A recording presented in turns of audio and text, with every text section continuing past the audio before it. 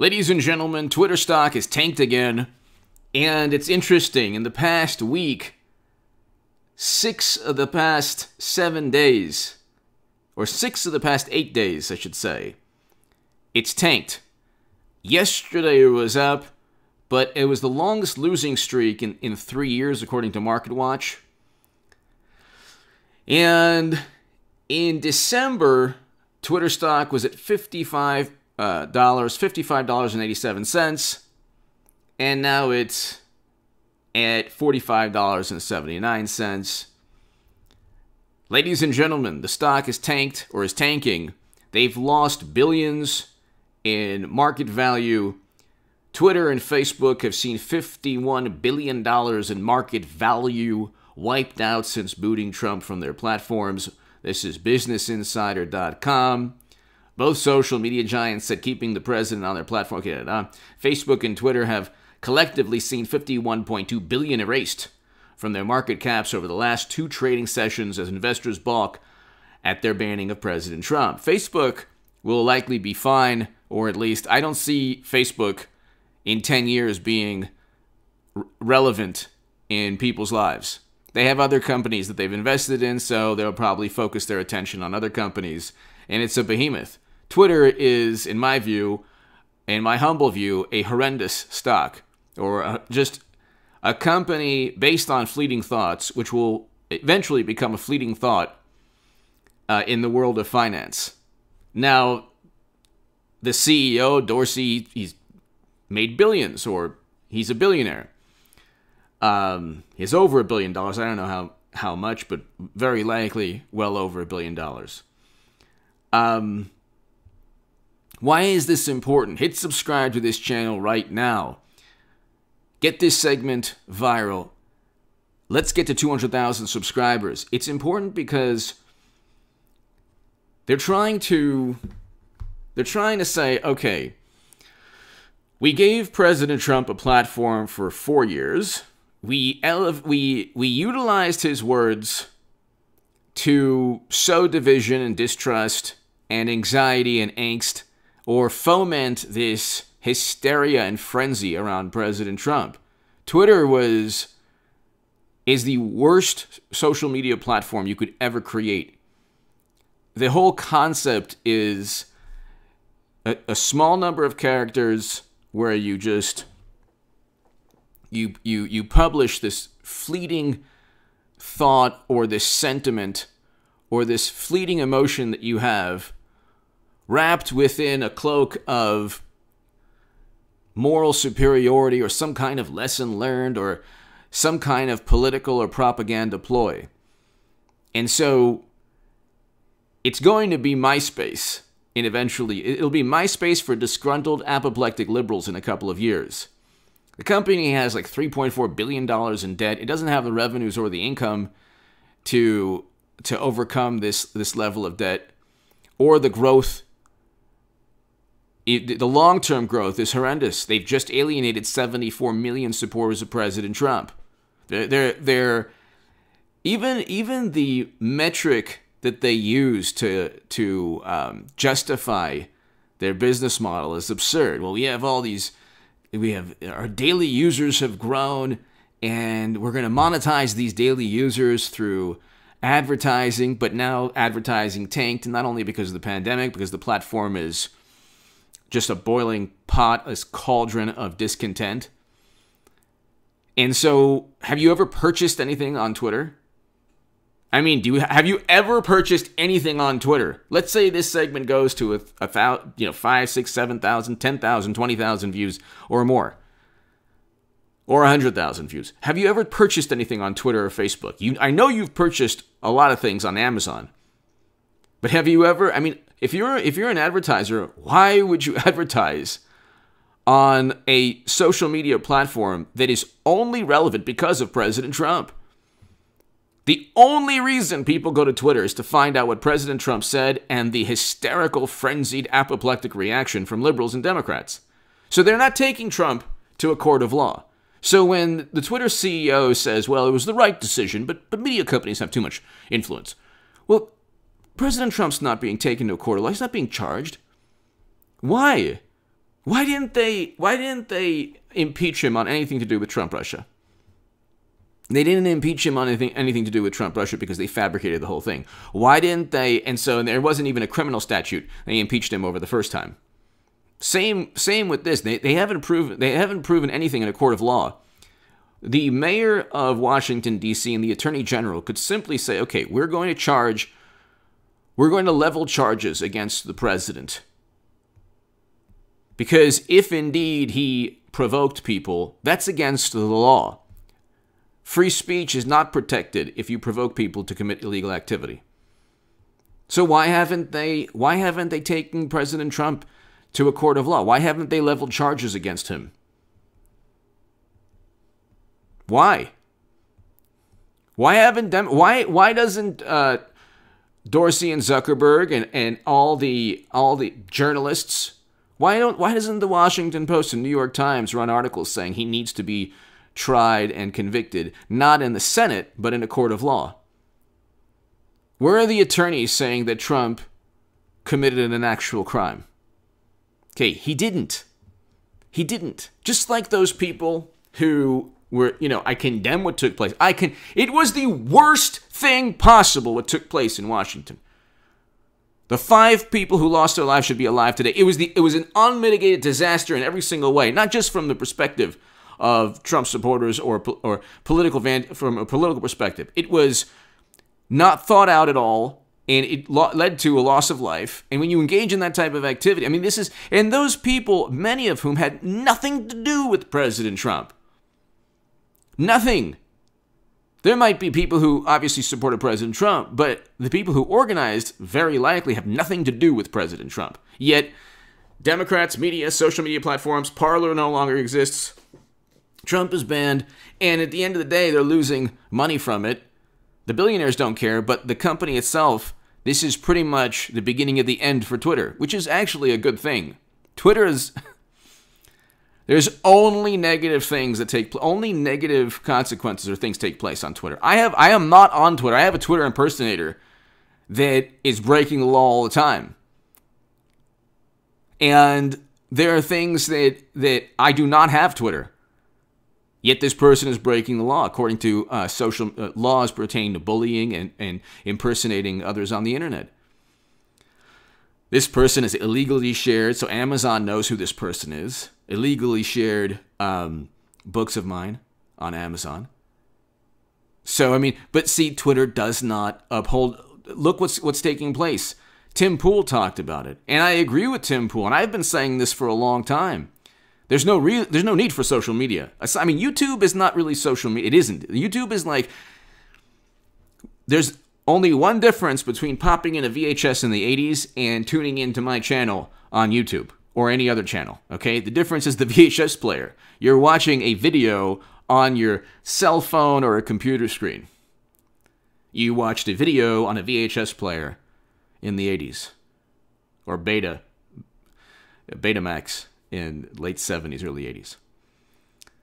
But they're going after Tim Pool and, Ian Miles Chong, 3 of the best journalists we have in this country.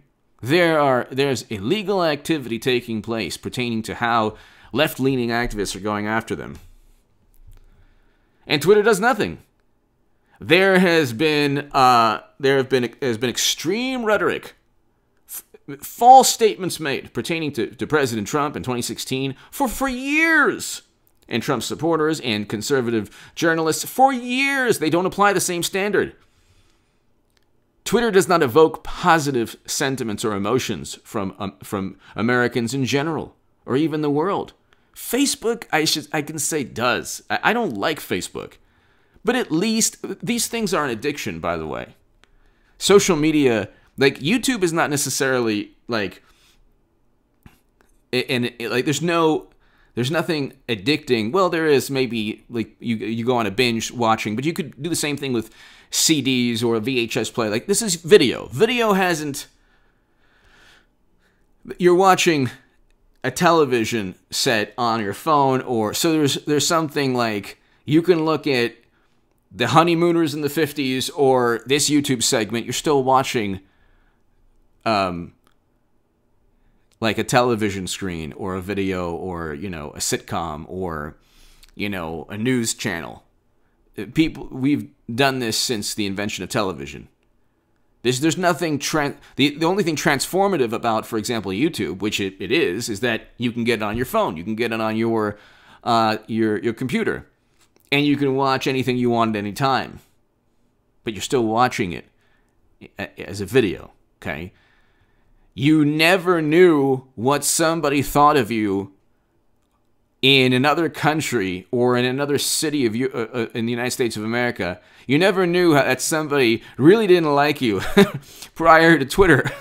You never knew that. That's why you have these left-leaning activists or journalists like using fake and phony accounts, because, and even you even see like the way that the left-leaning activists with the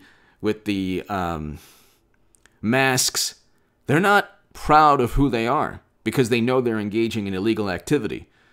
So when that Twitter impersonator pretends to be me, or when you have a whole bunch of people making really horrendous threats against other journalists, they're breaking the law. The only thing that they find comfort in is the notion that they're anonymous. But you're never anonymous on the internet. It doesn't take much to find out who the fake and phony profiles are. Okay. One of the profiles who I received a death threat, I actually filed a police report on that actual profile. And the police officer looked at the DMs and looked at the messages and said, okay, yeah, file this report using the Twitter profile. So the LAPD has that Twitter profile on its as a police report. So it's not like, you have to understand, Twitter is a place for people you never knew or never will know or never thought that you would even come across to tell you how much they dislike you or how they disagree with you on something. It's not a place where peace and harmony. I love, like, the Twitter CEO, like, he's into meditation. If he only knew the level of negativity and discontent he's unleashed on this planet. And I have to say, look, President Trump, I voted for President Trump, best president of my lifetime, for a number of reasons. His accomplishments, not the manner in which media, his battles with media. For his accomplishments, first president to step foot in North Korea, a record low unemployment, first president to allocate more funding to historically black colleges and universities than any other president ever. Signed the First Step Act, Abraham Accords, peace deals between Israel, UAE, Bahrain, Serbia, Kosovo. So, going up against very corrupt intelligence officials, okay, that set him up and framed him. He never worked with Russia, but there were never any disclaimers of, caution, this Steele dossier is complete nonsense. These are baseless allegations. They don't apply the same standard to the left that they do to conservatives. Look what's happening on Twitter right now. Ben Shapiro, I did a segment prior to this one. Ben Shapiro was published in Politico. Oh my God, this is the end of the world for Democrats now, because it humanizes. It humanizes. It gives a voice to conservatives. What's taken place, ladies and gentlemen, the past 4 years is that media in general was stunned. They didn't realize that they couldn't stop President Trump, so they circled the wagons and they did everything they had to do to spread not only disinformation. So Trump didn't work with Russia. The Steele dossier should never have been published. When it was published in BuzzFeed, the guy who published it, and now works, I believe, for the New York Times, said, well, we're going to let people decide. Could you imagine? And then we couldn't even talk about Biden's son Caligula's laptop before November. So they've learned, hey, listen, if we silence thought, if we suppress emotion and sentiment, you can't be suspicious now. If you're even suspicious now of Democrats, you are depersoned. You have engaged in wrongthink. This is the definition of Orwellian. This is what George Orwell warned us about. Okay? They said, well, he's a democratic socialist. He was against communism and censorship and Big Brother. and wrongthink or groupthink or double speak. You cannot say that Trump supporters believe in tinfoil hat fantasies, which some do. The whole Q message board catastrophe nonsense is a dangerous hoax. And I told everyone 2 years ago it was very dangerous. But the equivalent is the government-sponsored Steele dossier, or the Steele dossier that was utilized by government officials. And the reason that BuzzFeed got out of a court case, I believe, was because the judge said, well, the government was using it, so even though it was salacious and libelous and a bunch of nonsense and complete tinfoil hat fantasy, it was part of a government investigation. So when the way Democrats work is if social media and government sanction it, even if it's false and absurd, they don't think it's tinfoil hat fantasy. If it's the other way around, oh my God, how dare you?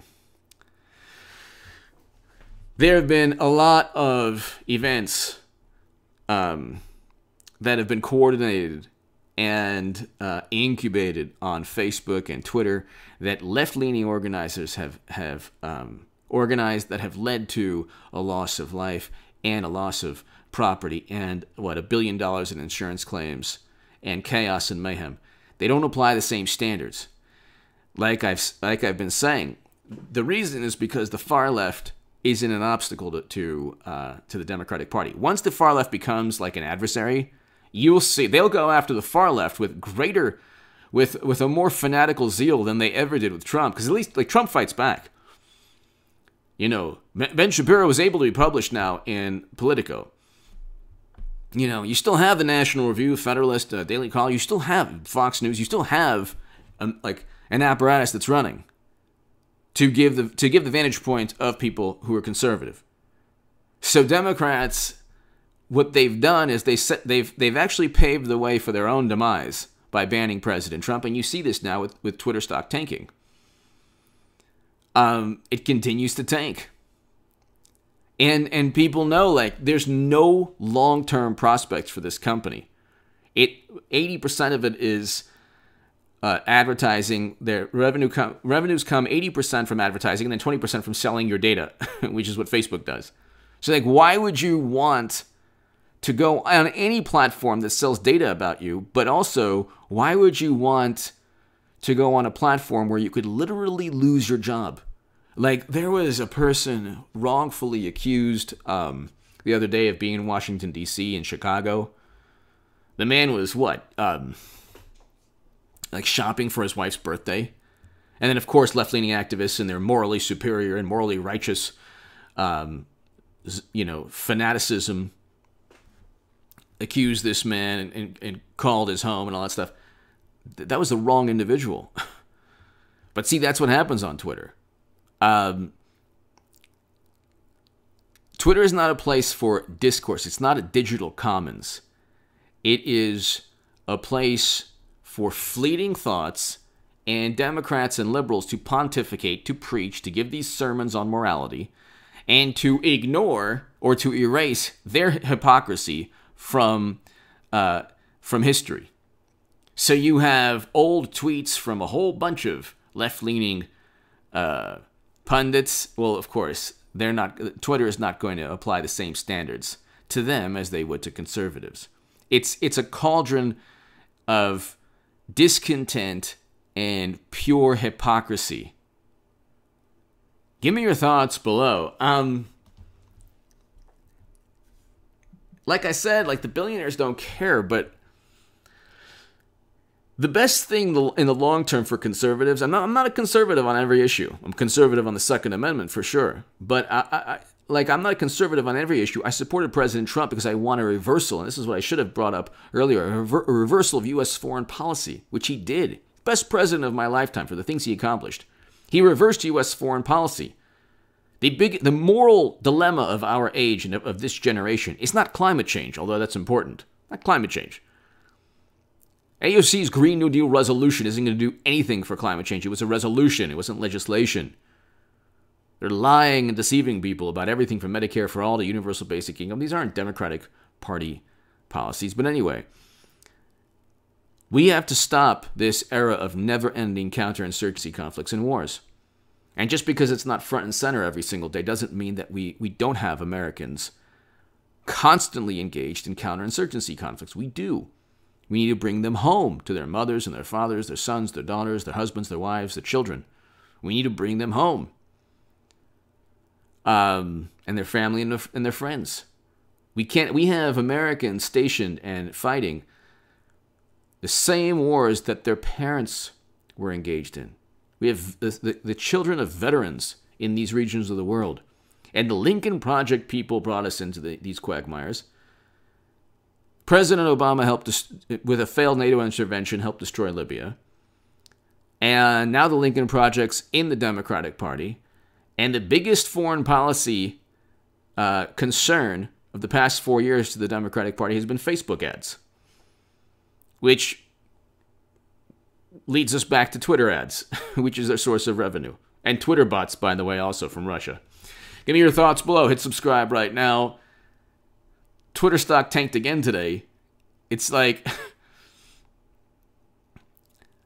they're not winning long term. They definitely won a tremendous political victory because President Trump, because Trump supporters, many of whom believed in horrendous message boards that I exposed 2 years ago as being dangerous hoaxes. Give me your thoughts below. Thank you.